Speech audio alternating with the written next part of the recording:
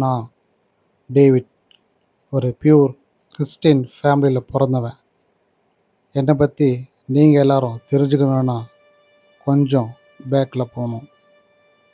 ஒரு அழகான கிராமம், அந்த கிராமத்தில் ஒரு அழகான வீடு, அந்த வீட்டில் ஒரு அழகான குடும்பம். அந்த குடும்பத்தில் அப்பா அம்மா மகன்ட்டு 3 பேர் இருந்தாங்க. மகன் ரொம்ப ரொம்ப நல்ல பையன். அவன் இப்படியெல்லாம் நான் சொல்லுவேன்னு நினச்சிங்களா? ஆனால் அது அப்படி இல்லை. இது கொஞ்சம் வேறு மாதிரி தான் இருக்கும். காலையில் நான் எந்திரிக்கிறதே லேட்டு. எழுந்த உடனே மொபைல் பார்க்குறது தான் என்னுடைய முதல் வேலை. அப்புறம் ஃப்ரெண்ட்ஸோடு சேர்ந்து என்ஜாய் பண்ணுறது ரொம்ப பிடிக்கும். அது மட்டும் இல்லாமல் யார்ட்டாவது வம்பு இருக்கலன்னா எனக்கு தூக்கமே வராது. போகிற வரவங்க எல்லாருக்கிட்டேயும் என்னுடைய டேலண்ட்டை காட்டுவேன். பையன்கிட்ட மட்டும் இல்லை, பொண்ணுங்கிட்ட கூட. அது எனக்கு ஒரு என்ஜாய்மெண்ட். ஃபேமிலியோடு இருக்கிறத விட ஃப்ரெண்ட்ஸோடு இருக்கிறது எனக்கு ரொம்ப பிடிக்கும். கிளப்பு டான்ஸுன்ட்டு என்ஜாய் பண்ணுவேன். எங்கள் அப்பா அம்மா எவ்வளோ திட்டினாலும் நான் காதில் வாங்கிக்கவே மாட்டேன். அவங்க வாரம் சர்ச்சுக்கு போவாங்க, தவறாமல் போவாங்க. ஆனால் நான் வீட்டில் சினிமா பார்த்துட்ருப்பேன். இதுதான் என்னுடைய ஹாபி. படிப்பு கூட சரியாக வரல, நிறைய அரியர்ஸ் வச்சேன். இருந்தாலும் ஐ டோன்ட் கேர். நான் படித்த படிப்புக்கு எனக்கு சரியாக வேலையே கிடைக்கல. ரிஜெக்ட் பண்ணிட்டே இருந்தாங்க எங்கே போனாலும். இருந்தாலும் ஐ டோன்ட் கேர். இப்படியே போச்சு. எனக்குள்ள ஒரு கவலையும் வந்துடுச்சு, என்னடா பண்ணலாம் அப்படின்ட்டு. இதனால் மன உளைச்சல் காலாகிட்டேன். அது மட்டும் இல்லாமல் நிறைய கெட்ட பழக்கம் வேறு. ஃப்ரெண்ட்ஸோடு சேர்ந்து குடிக்கிறது ரொம்ப அதிகமாக, அதில் நான் அடிக்ட் ஆகிட்டேன். தினமும் குடி தான். என் வாழ்க்கையே ஏதோ இருட்டில் இருக்கிற மாதிரி ஒரு ஃபீலிங் வந்துகிட்டே இருந்துச்சு. அது ஏன்னு தெரியல. எல்லோரும் கூட சண்டை போட்டேன். கோபம் தலைக்கு மேலே வரும், சொல்லப்போனால் ரொம்ப அதிகமாக வரும். இதனால் என் ஃப்ரெண்ட்ஸ் என்னை விட்டு ஒதுங்கி போயிட்டாங்க. கையில் பணமும் சரியாக இல்லை. என்ன பண்ணுறது? நான் தனிமையில் ரொம்ப அவஸ்தைப்பட்டேன். என்ன செய்யலான்ட்டு. நைட்டில் தூங்கும் போதோ கெட்ட கனவெல்லாம் வரும். யாரோ என்னை பிடிச்சி அமுக்குற மாதிரி ஒரு ஃபீலிங் வரும். அது என்னன்னு தெரியல. நைட்டு கூட எனக்கு சரியாக தூக்கம் வராமல் எழுந்து உட்காந்து இருந்த நாட்கள் ரொம்ப அதிகம். ஒரு நாள் நைட்டு பயங்கரமான மழை, இடி மின்னல்ன்ட்டு போட்டு தாக்குச்சு. அதை நான் ரசிச்சுக்கிட்டு குடிச்சிட்டே வந்தேன். கண்ணி மிக்கிற நேரத்தில் எங்கேருந்த ஒரு கார் வேகமாக வந்துகிட்டே இருந்துச்சு. அதையும் நான் பார்த்துட்டே இருந்தேன். வந்த கார் நேராக என்கிட்ட வந்து மோதுச்சு. என்ன செய்து அந்த நிமிஷம் ஒன்றும் புரியல. உடனே நான் ஜீசஸ்ன்னு கத்துனேன். அடுத்த செகண்ட் கண்ணு மூடி திறந்து பார்த்தா அந்த காரு என்னை தாண்டி மரத்துக்கிட்ட போய் மோதி நின்றுச்சு. எனக்கு லேசான காயம்தான். என்ன நடந்துச்சுன்ட்டு ஒன்றுமே புரியல. எப்படி நாம் காப்பாற்றப்பட்டோம், என்ன நடந்துச்சுன்னு ஒன்றும் புரியாமே இருந்தேன். லேசான காயம் இருந்ததால் ஹாஸ்பிட்டல் போயிட்டு ட்ரீட்மெண்ட் எடுத்துகிட்டு வீட்டுக்கு வந்தேன். எனக்கு என்ன ஆச்சு எனக்கு ஒன்றுமே புரியலை. ஒரே குழப்பமாகவே நான் இருந்தேன். ஒரு நாள் பொழுது விடிஞ்சது. என்னுடைய நெருங்கிய நண்பன் ஒருத்தன் ரொம்ப நாள் கழித்து வீட்டுக்கு வந்தான். எதுக்கு வந்தான்னு எனக்கு தெரியல. டேவிட் எங்கடா இருக்க? வந்தா பக்கத்தான் வந்திருக்கேன். என்னடா என்னைய தேடிட்டுருக்க? என்ன தேடிருக்க சொன்னால் நானும் கொஞ்சம் தேடுவேன்ல. என்ன தேடுன்னு கொஞ்சம் சொல்கிறியா? ஒன்றும் இல்லைப்பா, என்னுடைய ஃபோனை காணோம். அதான் ரொம்ப நேரமாக தேடிட்டுருக்கேன். கால் பண்ணால் கூட அந்த சவுண்டு கேட்க மாட்டேங்குது. முதல்ல வீட்டில் இருக்கிற அந்த சவுண்ட் பாக்ஸோட சவுண்டை குறை. ரொம்ப இறைச்சலாக இருக்குது. இவ்வளோ சவுண்ட் இருந்தால் எப்படி மொபைல் சவுண்டு கேட்கும்? காது ரெண்டும் சவுட் ஆகிற போல் இருக்குது. லாரன்ஸ், என் ஃபோனு கிடச்சிருச்சு. நீ சொன்ன மாதிரி சவுண்டு குறைச்சேன், மொபைல் சவுண்டு கேட்டுச்சு. சரி, நீ ஏன் இவ்வளோ டல்லாக இருக்க? ஃபேஸில் ரொம்ப டல்லாக இருக்குது, ரொம்ப டல்லாக இருக்க.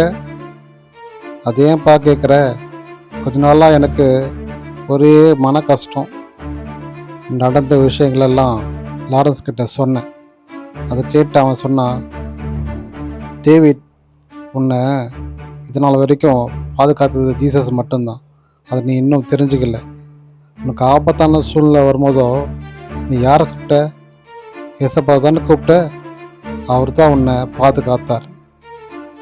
உன்னோட அப்பா அம்மா தவறாமல் சர்ச்சுக்கு போயிட்டு உனக்காக ஜெபிப்பாங்க. அந்த ஜெபம் ஏசப்பா கேட்டதால தான் இன்னைக்கு நீ பாதுகாப்பாக இருக்க.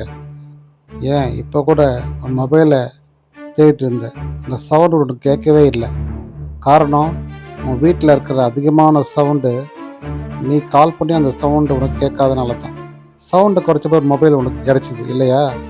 அதே போல தான் ஏசப்பாவுடைய வார்த்தைகளும் அவர் அன்பும் உனக்கு கிடைக்காமலே இருந்துச்சு. அதனால தான் நீ நிறைய பாவங்களுக்கு அடிமையாக இருந்த, நிறைய சோதனைகளுக்கு உட்பட்ட. இதெல்லாம் உன்னை மீட்டெடுக்கத்தான் கர்த்தர் உனக்கு இப்படி இடம் கொடுத்தார். நீ இப்படிப்பட்ட பாவத்தில் நீ விடுதலை ஆகணும். நீ செய்கிற இந்த சினிமா, தேவையில்லாத பேச்சுக்கள், தேவையில்லாத வார்த்தைகள், சத்தங்கள், மொபைலுக்கு அடிமையாக இருக்கிறது, குடிக்கு அடிமையாக இருக்கிறது, அது மட்டும் இல்லாமல் தவறான நட்புகளுக்கு இடம் கொடுத்து வாழ்வது, இதெல்லாம் உனக்கு தேவையில்லாதது. கர்த்தர் இது எல்லாவற்றையும் பார்த்து கொண்டிருக்கிறார். நீ மனம் திருந்தணுன்ட்டு அவர் உங்களுக்காகவே காத்திருக்கார். நீ எப்போ மனம் மாறுவேன்ட்டு அவர் காத்திருக்கார். டேவிட், இனிமேல் நீ திருந்தினா தான் உன் வாழ்க்கை மாறும். இதுக்காக தான் என்ன இந்த வீட்டுக்கு அனுப்பியிருக்காருன்னு நான் நினைக்கிறேன். எதிர்பாராத சூழ்நிலை நான் வந்தேன். இந்த புது வருஷத்தில் நீ மாறுன்னு நான் எதிர்பார்க்குறேன். டேவிட், நீ மாறினா உன் வாழ்க்கை ஒளியாக கர்த்தர் கொடுப்பார். தினமும் ஜெபம் செய், காலையும் மாலையும். அது மட்டும் இல்லாமல் தவறாமல் பைபிளும் படிக்கணும், ரொம்ப அவசியமானது. தினமும் குடும்ப ஜெபம் சேர்ந்து செய்யுங்க, அது ரொம்ப ரொம்ப அவசியம். கர்த்தருடைய வார்த்தைகளை தினமும் மற்றவர்களுக்கு சொல்லி கொடுக்கணும். அப்போது கர்த்தர் உங்களுக்கு அற்புதங்களை செய்வார், உங்களை சுற்றி பாதுகாப்பாக இருப்பார். இதை நீ உணர்வ டேவிட். நிச்சயமாக உன் வாழ்க்கை மாறும். எனக்கு நம்பிக்கை இருக்குது. இதற்காகத்தான் என்னை உன்னிடத்தில் சந்திக்க வச்சார்னு நினைக்கிறேன். உன் வாழ்க்கையில் இயேசு கிறிஸ்து உன் கூட இருந்தால் நீ எப்பவுமே அசைக்கப்பட மாட்டே. ஆனால் அதே அவர் இல்லாமல் இருந்தால் நீ மூழ்கி போயிடுவே. இதை மறந்துடாத டேவிட். நீ இனிமே மாறுவேன்னு நான் நம்புகிறேன். லாரன்ஸ், நீ சொன்னது கேட்டது ரொம்ப சந்தோஷமாக இருந்துச்சு. இனிமேல் என் கையில் நான் பைபிள் எடுக்கிறேன். என் வாழ்க்கையை நான் மாற்ற போகிறேன். புதிய மனுஷனாக நான் மாற போகிறேன். என் பழைய எல்லாம் எடுத்து போட்டு நான் எல்லாம் புதுசாக வாழ்க்கையை நான் ஆரம்பிக்க போகிறேன். கர்த்தருக்கு என் வாழ்க்கையை ஒப்பு கொடுக்க போகிறேன். இனிமேல் நான் தொடர்ந்து ஜெபம் செய்வேன். வாரம் தவறாமல் சர்ச்சுக்கு போகலான்னு இருக்கேன். கேட்கவே சந்தோஷமாக இருக்குது டேவிட். நீ இப்படி மாறுவேன் நான் எதிர்பார்க்கவே இல்லை. கர்த்தர் நிச்சயம் உன் தலையை உயர்த்துவார் டேவிட். நீ கவலைப்படாத, நீ ஆசீர்வாதமாக தான் இருப்ப. நீ சர்ச்சுக்கு போ, உன் வாழ்க்கை மாறும்.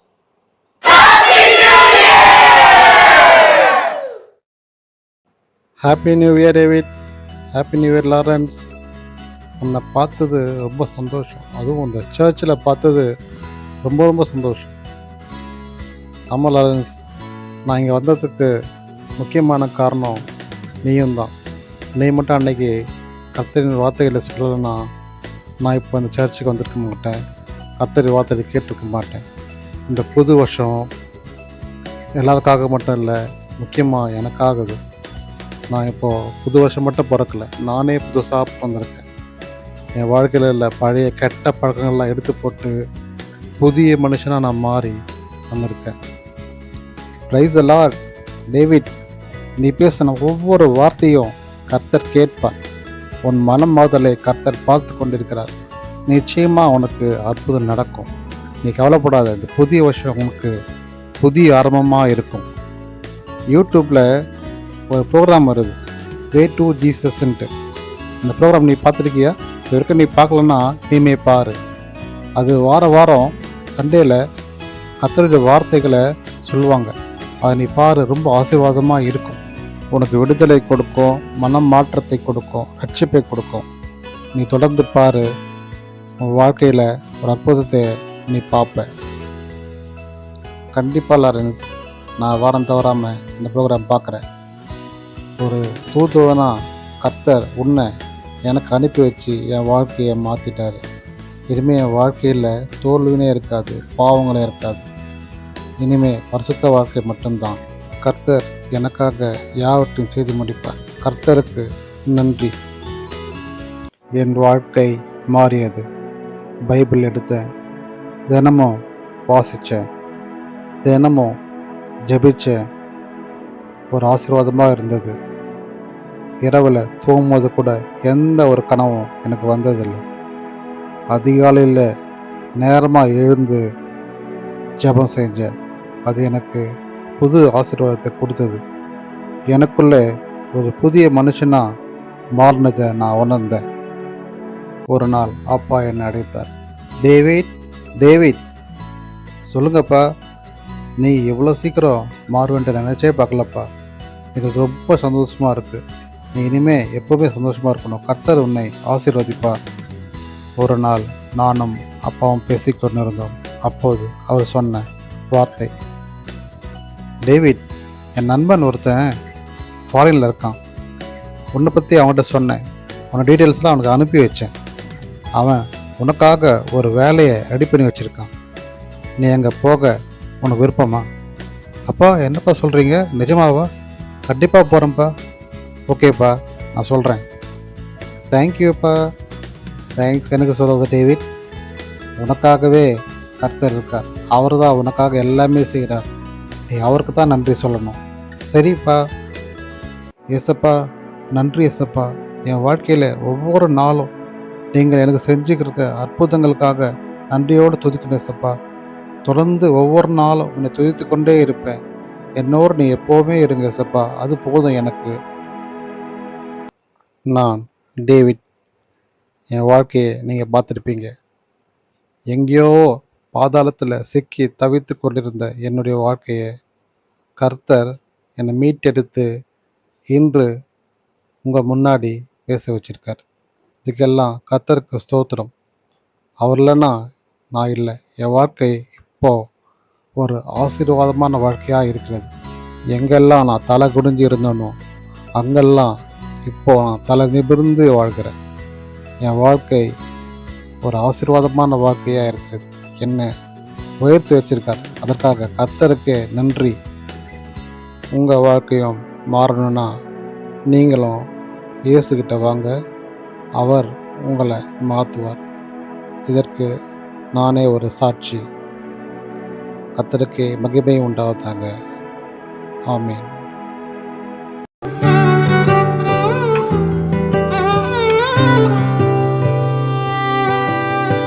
இதுவரை என்னை நீர் நடத்தியதற்கு நான் எம்மாத்திரம், என் வாழ்க்கை எம்மாத்திரம். இதுவரை என்னை நீர் சுமந்ததற்கு நான் எம்மாத்திரம், என் குடும்பம் எம்மாத்திரம்.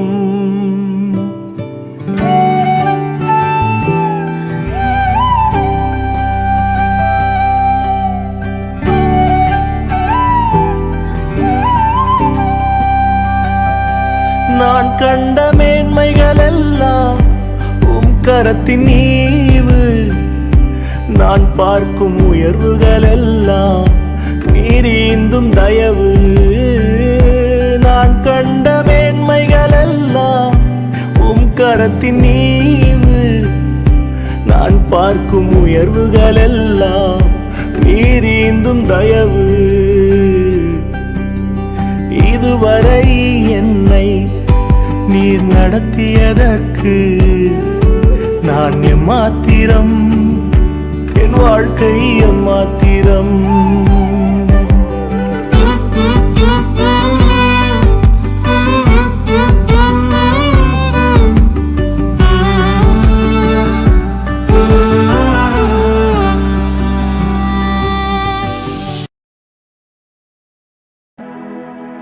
என் பிரியமான சகோதர சகோதரிகளே, இந்த ஸ்கிட்டு ஒரு வாய்ஸ் ஸ்கிட்டு தான். அது நீங்கள் கேட்டிருப்பீங்க.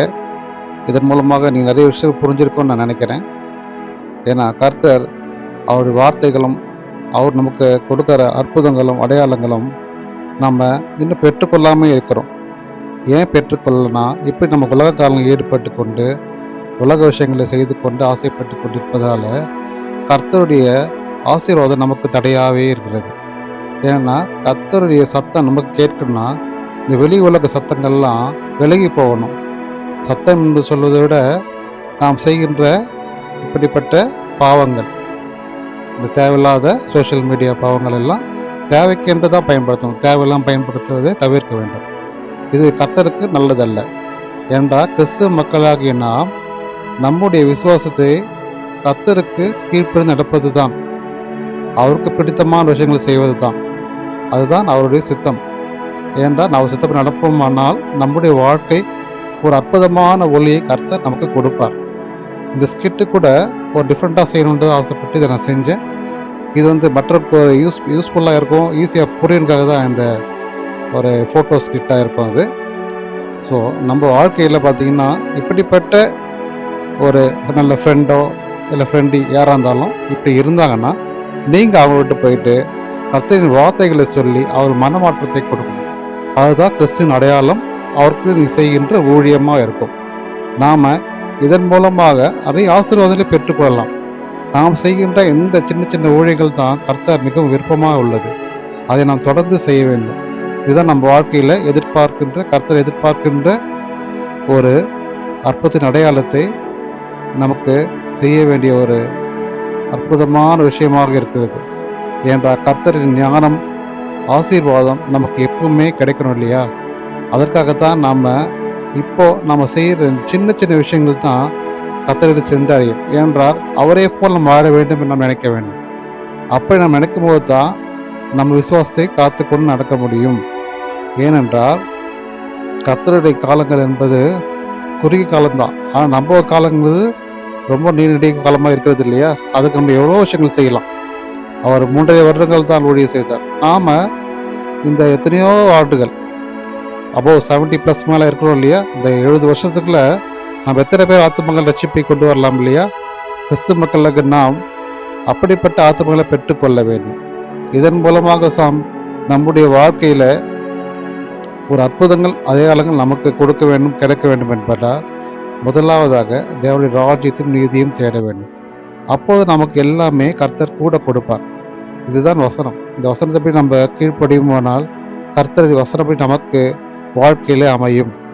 இந்த ஸ்கிட் மூலமாக உங்களுக்கு ஒரு அற்புதமும் ஒரு மாற்றமும் நடந்தால் அது கர்த்தருக்கு நீங்கள் செய்கின்ற நன்றியாக இருக்க வேண்டும். இந்த புதிய ஆண்டு கூட பார்த்தீங்கன்னா ஒரு ஆசீர்வாதம் ஆண்டாக உங்கள் அனைவருக்கும் கிடைக்க வேண்டும் என விரும்புகிறேன். இந்த புதிய ஆண்டு கூட ஒரு அற்புதத்தின் ஆண்டு, இரட்டிப்பான நன்மையை தருவேன் என்ற வாக்குத்தத்தின்படி இந்த புதிய ஆண்டு உங்கள் வாழ்க்கையில் இரட்டிப்பான நன்மைகளை கொடுக்கின்ற ஆண்டாக இருக்கும். இதற்கு முதலாவதாக நம்ம தேட வேண்டியது கர்த்தருக்கு நம் கீழ்ப்படிந்து நடப்பது, அதன்படி நம்ம செய்ய வேண்டியது. இதுதான் முக்கியமான விஷயம். கர்த்தருக்கு கீழ்ப்படி எப்படி நடக்க வேண்டும் என்றால் வசனத்தை நம்ம நடக்க வேண்டும். அனுதினமும் ஜெபம் பண்ண வேண்டும், பைபிள் வாசிக்க வேண்டும், குடும்ப ஜெபம் செய்ய வேண்டும். தொடர்ந்து அவர் வார்த்தைகள் கீழ்ப்படி அதன்படி நடக்க முயற்சி செய்ய வேண்டும். முயற்சி செய்யும் போது கண்டிப்பாக தொடர்ந்து செய்ய முடியும். இதுதான் கர்த்தருக்கு உகந்தமான விஷயம். இதை நம்ம செய்வோமானால் நமக்கான நன்மைகள் இரட்டிப்பில்லை, பல்மடங்கு நமக்கு கர்த்தர் கொடுப்பார். ஏனென்றால் கர்த்தர் நம்மை எப்போதுமே நம்மோடு அன்பாகவும் ஆசையோடும் ரொம்ப கருணையோடு தான் இருக்கிறார். இது நிஜமான விஷயம். நீங்கள் எப்போது அவரிடம் கேட்பீர்களோ, எப்போது அவரை நோக்கி கூப்பிடுவீர்களோ அப்போது கர்த்தர் உங்களுக்கென்று அற்புதங்களை செய்வார். உங்களுக்காக தான் காத்திருக்கிறார். நீங்கள் எப்போ வருவீங்க, இந்த பாவத்திலிருந்து விடுதலை கொடுத்து எப்போ வருவீங்கன்றது உங்களுக்காக தான் காத்திருக்கிறார். நாம் அவர் நோக்கி வரும்போதோ நிச்சயமாக கர்த்தர் நமக்கென்று அற்புதங்களை செய்வார். இந்த புதிய ஆண்டு கூட ஒரு அற்புதத்தின் ஆண்டாக உங்களுக்கு கிடைக்கும் என்பதை நான் விசுவாசிக்கிறேன். தொடர்ந்து நாம் ஜெபத்தோடு இருப்போம், உறுதியாக தரித்திருப்போம்.